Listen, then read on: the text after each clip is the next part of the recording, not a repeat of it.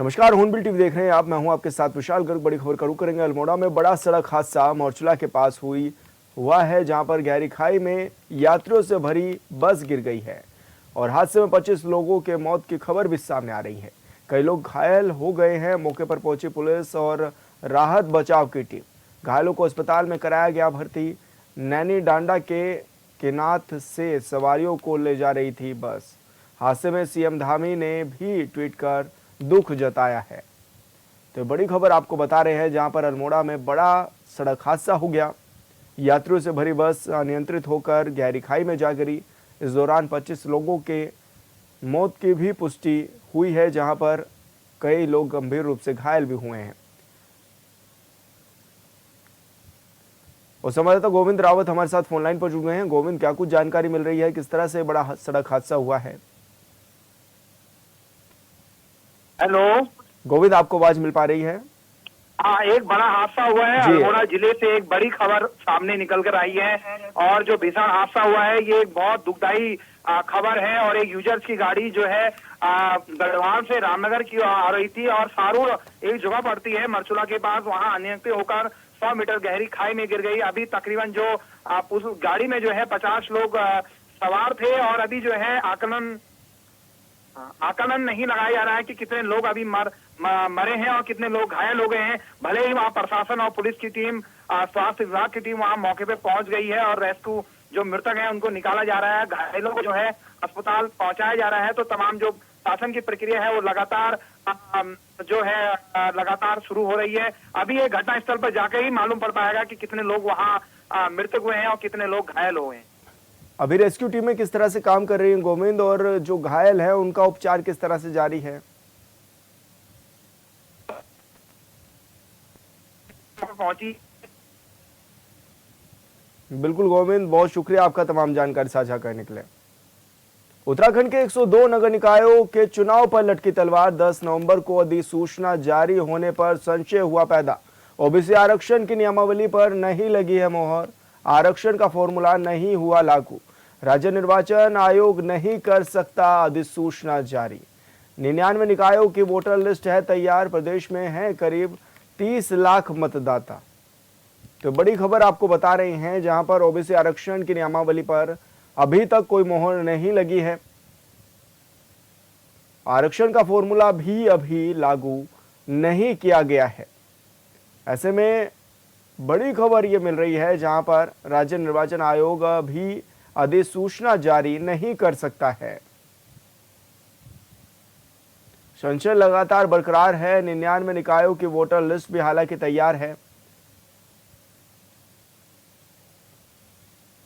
और ऐसे में प्रदेश में करीब 30 लाख मतदाता बताए जा रहे हैं। तो आपको बता दें कि उत्तराखंड के 102 नगर निकायों के चुनाव पर तलवार लटकी हुई है। 10 नवंबर को अधिसूचना जारी होने पर भी संशय पैदा हो गया है और इस दौरान ओबीसी आरक्षण की नियमावली पर भी अभी तक मोहर नहीं लग सकी है। आरक्षण का फॉर्मूला भी अभी लागू नहीं हो पाया है। और संवाददाता अरुण सैनी हमारे साथ फोनलाइन पर जुड़े हुए हैं। अरुण, क्या कुछ जानकारी मिल रही है? क्या माने प्रदेश में कब तक निकाय चुनाव हो सकते हैं और अभी किस तरह के संशय भी पैदा हो रहे हैं? जी विशाल, देखिए प्रदेश में निकाय चुनाव को लेकर लगातार सियासत हो रही है और लगातार निकाय चुनाव जो है वो टल रहे हैं। ऐसे में ये माना जाता है जब क्योंकि ओबीसी आरक्षण को लेकर पर्वत समिति का भी जो है गठित की गई थी, उसके बाद ये माना जा रहा था और जब पर्वत समिति ने अपनी जो है उसका रुख स्पष्ट किया तो ये माना जाता है कि 25 दिसंबर से पहले जो है वो चुनाव हो सकते हैं और 10 नवंबर तक निकाय चुनाव की अधिसूचना जारी हो सकती है। लेकिन अब इस पर भी जो है संशय पैदा हो गया है, क्योंकि निकायों के जो ओबीसी सर्वेक्षण की रिपोर्ट तो मिल गई थी, लेकिन निकायों में जो ओबीसी आरक्षण की नियमावली है उस पर अभी मुहर नहीं लग पाई। यानी कि आरक्षण का फॉर्मूला जो है अभी वो लागू नहीं हो पाया है। किस तरीके से आरक्षण लागू होना है, कितना आरक्षण देना है, किस पद पर कितना आरक्षण होगा, तो इसको लेकर अभी जो है तो स्थिति स्पष्ट नहीं हो पाई और फॉर्मूला वो लागू नहीं हो पाया। तो जिसके चलते राज्य निर्वाचन आयोग अधिसूचना जारी जो है वो नहीं कर पाएगा। तो ऐसे में अब ये माना जा रहा है कि अभी भी, क्योंकि उसको लेकर डीएम स्तर से एक जो है सर्वेक्षण भी होना था और उसको लेकर फॉर्मूला किस तरीके से लागू होना है, लोगों को अपनी आपत्तियां भी दर्ज करनी थी, लेकिन वो काम अभी जो है वो शुरू नहीं हो पाया और ये माना जा रहा था कि अक्टूबर के अंतिम सप्ताह में जो है ये कार्य शुरू हो जाएगा। तो ऐसे में अब ये माना जाए कि 10 नवंबर तक की अधिसूचना चुनाव की जारी होना वो काफी मुश्किल जो है वो होता जा रहा है। तो ऐसे में अब कब तक ओबीसी आरक्षण को लेकर जो नियमावली लागू की जाती है और कब तक इसको लेकर निर्णय किया जाता है, ये भी देखने वाली बात होगी। और आखिर प्रदेश में निकाय चुनाव कब तक होंगे, इसको लेकर अभी भी स्थिति कुछ स्पष्ट दिखाई नहीं दे रही है। हालांकि अभी आने वाले समय पर इन्हें देखा जाएगा कि कब तक निकाय चुनाव की सूचना जारी होती है, कब तक प्रदेश में निकाय चुनाव होते हैं। हालांकि विपक्षी दल लगातार इसको लेकर सवाल उठा रहा है। विपक्षी दल का कहना है कि सरकार जो है निकाय चुनाव कराने से डर रही है और सरकार को डर है कि सरकार निकाय चुनाव में हार जाएगी, इसलिए निकाय चुनाव को लगातार जो है वो पीछे टाला जा रहा है। लेकिन ऐसे में जो है सत्ता पक्ष की तरफ से कहा जा रहा है कि निकाय चुनाव जिस तरीके से नियम के तहत ही जो है होंगे और लगातार ओबीसी आरक्षण को लेकर जो चीजें हैं वो तमाम चीजें स्पष्ट हो चुकी हैं और जल्द ही जो है निकाय चुनाव हो जाएगा। लेकिन निकाय चुनाव प्रदेश में कब तक होंगे ये अभी देखने वाली बात होगी और अभी इसको लेकर कोई स्थिति स्पष्ट नहीं है। बिल्कुल अरुण, बहुत बहुत शुक्रिया आपका तमाम जानकारी साझा करने के लिए। उत्तराखंड में 4 धामों में से 3 धामों के कपाट बंद हो गए हैं, जिसके बाद से पक्ष विपक्ष में आरोप प्रत्यारोप का सिलसिला भी शुरू हो गया है। कांग्रेस के प्रदेश प्रवक्ता सुनीता प्रकाश का कहना है कि इस बार 4 धाम यात्रा में श्रद्धालुओं की कमी देखी गई है, जिसके पीछे सरकार का मिसमैनेजमेंट है। वहीं इस बात पर बीजेपी नेता डॉक्टर देवेंद्र भसीन का कहना है कि आपदा की वजह से 4 धाम यात्रा में श्रद्धालुओं की संख्या में कमी देखी गई है, लेकिन सरकार ने यात्रा को सफल बनाने के लिए हर कोशिश की है।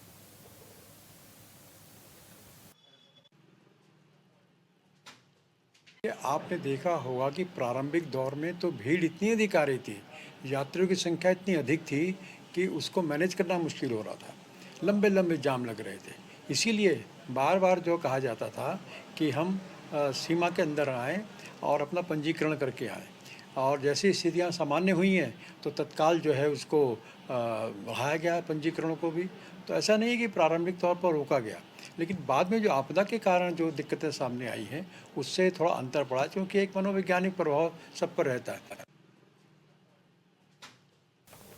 तो आपको बता दें कि 4 धाम यात्रा के दौरान बड़ी संख्या में तीर्थयात्री पहुंचे हुए भी थे और ऐसे में विपक्ष लगातार सरकार पर हमलावर भी है और ये भी कहना है विपक्ष का कि सरकार के मिसमैनेजमेंट की वजह से इस बार 4 धाम यात्रा में कम श्रद्धालु पहुंचे हैं। लेकिन वहीं बीजेपी का कहना यह है कि यात्रा में पूरी तरह से लगातार सीएम धामी से लेकर नेताओं तक ने अपनी जिम्मेदारी को बखूबी समझा और यात्रा में पूरी नज़रें भी बनाई रही। अधिकारियों को भी समय समय पर निर्देश दिए गए ताकि यात्रा व्यवस्थित चले। हालांकि पंजीकरण के मामले में थोड़ी सी अव्यवस्था देखने को ज़रूर मिली, लेकिन उस पर भी अधिकारियों को निर्देशित किया गया, जिसके बाद व्यवस्थाएं पूरी तरह से चाक-चौबंद रही। हालांकि ये भी कहना है कि यात्रा में जो कमी आई है वो आपदा के चलते भी आई है। और संवाददाता हिमांशु गौड़ हमारे साथ फोन लाइन पर जुड़ गए हैं। हिमांशु, क्या कुछ जानकारी मिल रही है, किस तरह से अब आरोपों का दौर भी जारी है 4 धाम यात्रा को लेकर? बिल्कुल, 4 धाम यात्रा से अब अपने समापन जो हो रहा है, लेकिन आरोप प्रत्यारोप की जो राजनीति है, जिस प्रकार से जो राजनीति आरोप प्रत्यारोप की 4 धाम यात्रा की शुरुआती दिनों में हुई थी, वो अब समापन सत्र में भी रुकने का नाम सरकार पर 4 धाम यात्रा में अव्यवस्थाओं को लेकर आरोप लगा रहा है। तो वही सत्ता पक्ष का कहना है कि 4 धाम यात्रा की व्यवस्थाएं बेहतर रही, भाजपा सरकार के कार्यकाल में बेहतर यात्रा का संचालन हुआ है, लेकिन सरकार हर संभव प्रयास 4 धाम यात्रा की संचालन के लिए कर रही है। लेकिन विपक्ष का कहना है कि चाहे 4 धाम यात्रा में रहने खाने की व्यवस्था हो, पेयजल हो, विद्युत आपूर्ति हो, जाम की समस्या हो, तमाम ऐसे अव्यवस्थाएं हैं जिससे लोगों को 2-4 होना पड़ा और कहीं न कहीं वो अव्यवस्थाओं से सरकार को सीखना चाहिए और निश्चित रूप से आने वाले समय में 4 धाम यात्रा को किस प्रकार से बेहतर किया जाए उस ओर ध्यान देना चाहिए। हिमांशु, क्योंकि बड़ी संख्या में 4 धाम में यात्री पहुंचते हैं, ऐसे में क्या माने, क्या यात्री इस बार उत्साहित नहीं दिखाई दिए या फिर जिस तरह से ये भी देख रहे थे हम कि भूस्खलन जैसी समस्याएं भी हो रही थी, आपदा जैसे हालात भी बन रहे थे प्रदेश में, या इस वजह से ये कमी रही है? जी बिल्कुल विशाल, यात्रियों के उत्साह की अगर बात करें तो कहीं ना कहीं यात्रियों का जो उत्साह था वो अपने पीक पर था, क्योंकि जिस प्रकार से हमने देखा यात्रा के शुरुआती दिनों में बड़ी संख्या में श्रद्धालु उत्तराखंड पहुंचे, लाखों की संख्या में चार धाम यात्रा में श्रद्धालु पहुंचे। कहीं ना कहीं मैनेजमेंट उस समय सरकार को करना मुश्किल हो गया था। उसके बाद बीच में जिस प्रकार से आपदा का दौर केदार घाटी में रहा, कहीं ना कहीं उस समय यात्राओं की संख्या में कमी हुई। लेकिन जब अब यात्रा अपने अंतिम पड़ाव की ओर है तो हम देख सकते हैं अभी भी जाम की स्थितियां लगातार बनी हुई है। ऋषिकेश की अगर मैं बात करूं तो कहीं ना कहीं ऋषिकेश में अभी भी बड़ी संख्या में श्रद्धालु जब वापसी जा रहे हैं चार धाम यात्रा समापन करके, तो ऐसे में बड़ी संख्या में लोगों को जाम में फंसना पड़ रहा है। श्रद्धालुओं को उत्साह में काफी कहीं कमी नहीं है, लेकिन कहीं ना कहीं मैनेजमेंट जो रहा वो उसको सुधारने की जरूरत है। चाहे पुख्ता ट्रैफिक प्लान बनाने की व्यवस्था हो, चाहे पेयजल आपूर्ति हो, विद्युत आपूर्ति हो, रहने खाने की व्यवस्था हो, होटल व्यवसाय से समन्वय बनाने की जरूरत हो, तमाम विभागों का आपसी समन्वय बनाने की जरूरत हो। ऐसे तमाम कार्य जो हैं अगर इस प्रकार के मैनेजमेंट होते हैं तो कहीं ना कहीं उत्तराखंड में चार धाम यात्रा का संचालन बेहतर होगा। क्योंकि निश्चित रूप से आगामी समय में जब यात्रा होगी, अप्रैल में जब यात्रा का संचालन शुरू होगा, उस समय बड़ी संख्या में जो श्रद्धालु उत्तराखंड पहुंचेंगे। बिल्कुल हिमांशु, बहुत बहुत शुक्रिया आपका तमाम जानकारी साझा करने के लिए। और हरिद्वार से बड़ी खबर मिल रही है, चंडी घाट पर आज गंगा उत्सव का आयोजन किया जाना है। सीएम धामी और केंद्रीय जल शक्ति मंत्री होंगे शामिल। देश भर के 139 गंगा किनारे बसे शहरों में कार्यक्रम का होगा आयोजन। गंगा समितियों की ओर से किया जा रहा आयोजन। राफ्टिंग कर बीएसएफ की 20 महिला जवान पहुंचेंगे चंडी घाट। केंद्रीय मंत्री और सीएम धामी दल को सौंपेंगे ध्वज। गंगा संरक्षण, सांस्कृतिक महत्वता और स्वच्छता ही है उद्देश्य। तो बड़ी खबर आपको बता रहे हैं, जहां पर आज गंगा समितियों की ओर से कार्यक्रम का आयोजन किया जा रहा है, जिसमें मुख्यमंत्री पुष्कर सिंह धामी और केंद्रीय जल शक्ति मंत्री भी शामिल होंगे। राफ्टिंग कर बीएसएफ की 20 महिला जवान चंडी घाट पर पहुंचेंगी और इस दौरान उनको ध्वज भी सौंपे जाएंगे। केंद्रीय मंत्री और सीएम धामी उनको ध्वज भी सौंपेंगे। साथ ही गंगा संरक्षण, सांस्कृतिक महत्वता और स्वच्छता के उद्देश्य से इस कार्यक्रम का आयोजन किया गया है। केदारनाथ उपचुनाव को लेकर बीजेपी और कांग्रेस अपनी अपनी जीत का दावा कर रहे हैं। साथ ही कांग्रेस ने केदारनाथ में सरकार की अव्यवस्थाओं को मुद्दा बनाकर इस बार अपनी जीत का भी दावा ठोका है, जिसको लेकर उत्तराखंड के नेता प्रतिपक्ष यशपाल आर्य का कहना है कि केदारनाथ विधानसभा क्षेत्र में अस्पताल में जहां डॉक्टर नहीं है, वहीं स्कूलों में अध्यापक भी नहीं है। आगे उन्होंने कहा है कि एकीकरण के नाम पर बच्चों के साथ खिलवाड़ किया जा रहा है और जिस तरह बद्रीनाथ और मंगलोर का उपचुनाव हमने जीता, उसी तरह केदारनाथ उपचुनाव भी हम जीतेंगे।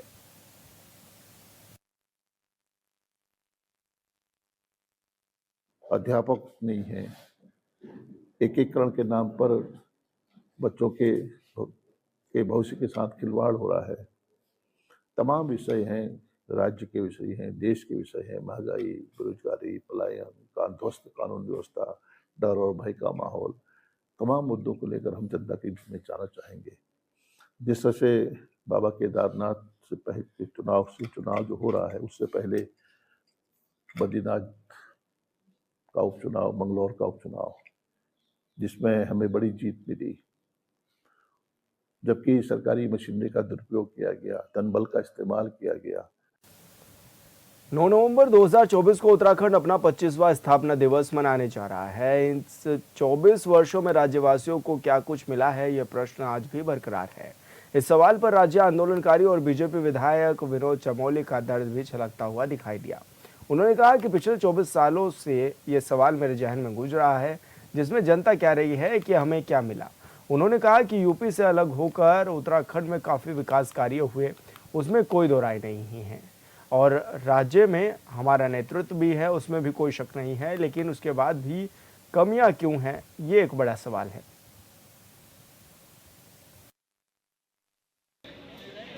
कहते हैं सुनाई पड़ेंगे कि राज्य बना तो बना, लेकिन हमें क्या मिला।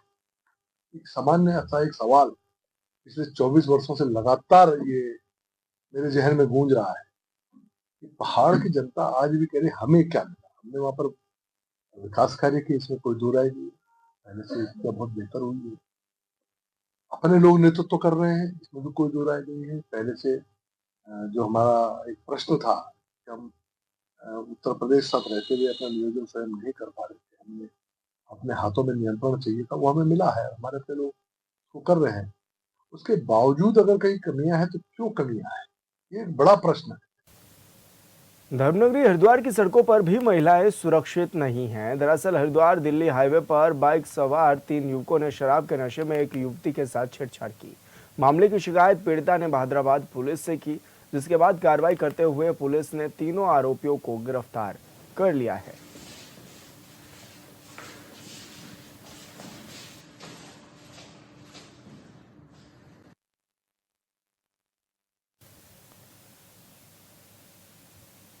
उत्तराखंड का चमोली जनपद संवेदनशील जिला है, लेकिन यहां विकास कार्यों के नाम पर वन संपदा को भी भारी नुकसान पहुंचाया जा रहा है। हैरानी की बात तो यह है कि जिम्मेदार अधिकारी सब कुछ जानते हुए भी खामोश हैं, लिहाजा कई तरह के सवाल भी उठ रहे हैं।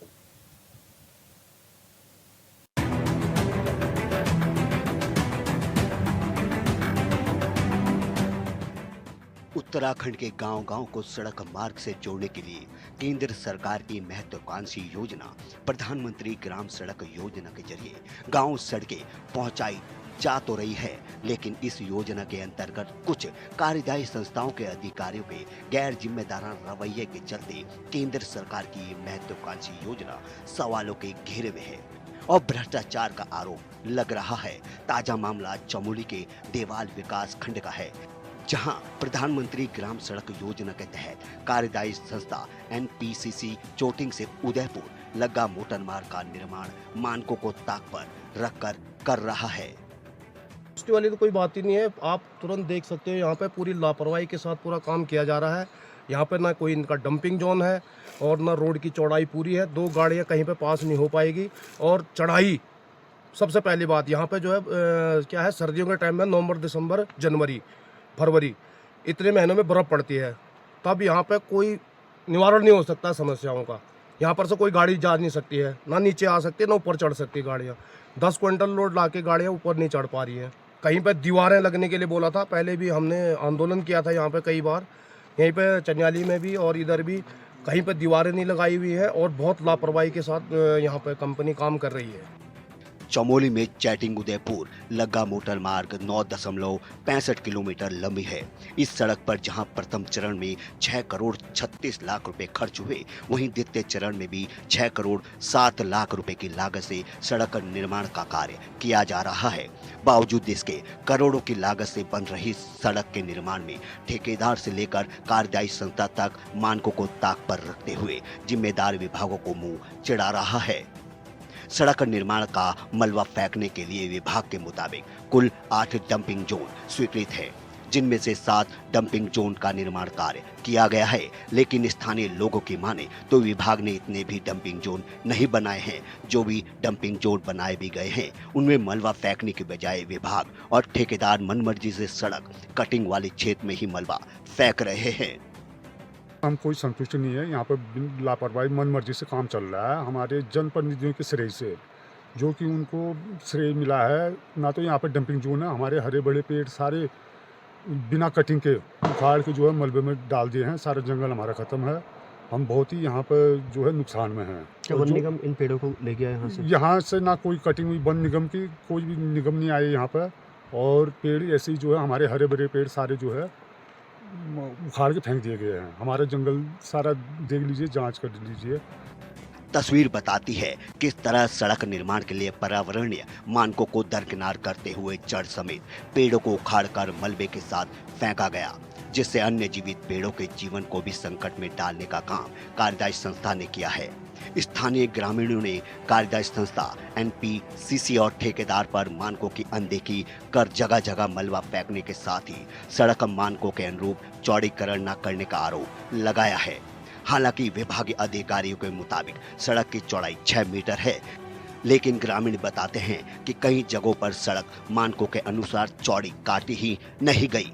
ग्रामीण बताते हैं कि मुख्यमंत्री पोर्टल से लेकर जनता दरबार तक गुहार लगाने के बावजूद भी कार्यदायी संस्था सड़क निर्माण में सुधार लाने की बजाय लगातार लापरवाही बरत रहा है और सड़क कटिंग का मलबा डंपिंग जोन में डालने की बजाय इधर उधर मनमर्जी से फेंक रहा है।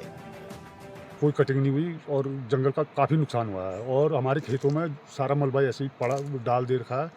कहने पर भी कोई सुनवाई नहीं है पब्लिक यहाँ पर मेन तौर पर बहुत ज़्यादा परेशान है। चौड़ाई भी मानक के अनुसार नहीं है, ना तो मानक के अनुसार इसमें मटेरियल पड़ा है, सारी ऐसी लापरवाही से यहाँ पर काम हो रहा है और जन सुनवाई बिल्कुल भी नहीं होती है। हमें कहने पर हमें धमकियाँ दी जाती हैं। जनता यहाँ पर जो है काफ़ी परेशान है। CM पोर्टल पर भी हमने शिकायत दर्ज करवाई, उस पर भी कोई वो नहीं हुआ। और ये जन समस्या वो जो देवाल में हुई थी उसमें भी हमें उसमें भी कोई सुनवाई नहीं हुई। अभी तक यहाँ पर कोई सुनवाई नहीं हो रही है।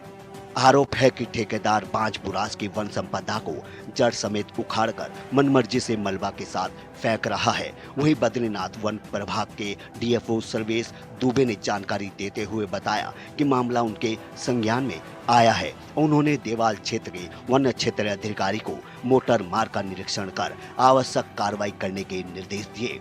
राज्य में बीजेपी की सरकार है और बीजेपी के नेता भी ठेकेदार पर लापरवाही का आरोप लगा रहे हैं और वन विभाग की कार्यशैली पर सवाल उठा रहे हैं। बीजेपी के मंडल अध्यक्ष का कहना है कि सैकड़ों नहीं बल्कि हजारों पेड़ पौधों की कटिंग की गई। आप लोगों को यह जानकारी देना चाह रहा हूं कि जो सूचना मैंने NCPC पर लगाई थी, उनके द्वारा मुझे बताया गया कि जो लिखित में उनके द्वारा दिया गया है कि इस मोटर मार्ग पर 8 डंपिंग जोन बने हैं, जो कि यथा स्थिति यह है, इस मोटर मार्ग पर एक भी डंपिंग जोन अभी तक नहीं बने हैं और जो बने भी हैं वो खाली खाना पूर्ति के लिए बने हैं। और दूसरी बात, सबसे बड़ी बात यह है कि वन विभाग के अधिकारी कहाँ सोए थे, वन विभाग की क्या मिली भगत थी। इसमें हजारों पेड़ जो कि ऐसे काट दिए गए हैं, ऐसे फेंक दिए गए हैं जड़शुदा, जिसमें कि बांज के पेड़ इतने हैं, हजारों की मात्रा में बांज के पेड़ उखाड़ दिए गए हैं और सारा पर्यावरण इनके द्वारा ख़त्म कर दिया गया है। मशीनों के द्वारा डंपिंग जोन पर माल न डाल के पूरा बांज के पेड़ों के ऊपर डाल के पूरा वन संपदा को बहुत ज़्यादा नुकसान पहुंचाया गया है। इसमें मुझे तो डायरेक्ट यह लगता है कि वन विभाग की भी बहुत बड़ी मिलीभगत इसमें नज़र आ रही है। उनके साथ कोई वार्ता नहीं हुई। मैंने सूचना के अधिकार में जो सूचनाएं प्राप्त की हैं वो सूचना मेरे पास पहुंची है। उनके द्वारा यह दिखाया गया है कि यह रोड पूर्ण हो चुकी है, लेकिन महोदय मुझे बड़ा खेद होता है कि इस रोड में 2 मीटर 2.5 मीटर के आसपास में रोड कटी है, जो कि इसका मानक शायद में 5 मीटर है। बड़ा दुर्भाग्य होता है। इस मामले में मैं माननीय अपने मुख्यमंत्री, यशस्वी मुख्यमंत्री पुष्कर सिंह धामी जी के पास भी इस मामले को ले जाऊंगा। पर्यटक जो यहाँ के मंत्री हैं, हमारे लोक निर्माण विभाग मंत्री माननीय सतपाल जी महाराज और माननीय विधायक जी के संज्ञान में डाल के मैं इसमें उच्च स्तरीय जाँच की मांग करता हूँ। मतलब गांव के लोग से लेकर बीजेपी के नेता तक ये मान रहे हैं कि पर्यावरण के नियमों की अनदेखी की गई, तो फिर सवाल उठता है कि क्या अनदेखी करने वाले वन विभाग के अधिकारी और लापरवाह ठेकेदार पर कार्रवाई की जाएगी। अब देखना होगा कि ग्रामीणों की शिकायत के बाद जिम्मेदार विभाग कब गहरी नींद से जागते हैं और कब सड़क निर्माण में बढ़ती जा रही लापरवाही पर संज्ञान लेते हैं। Bureau report, hornbill TV.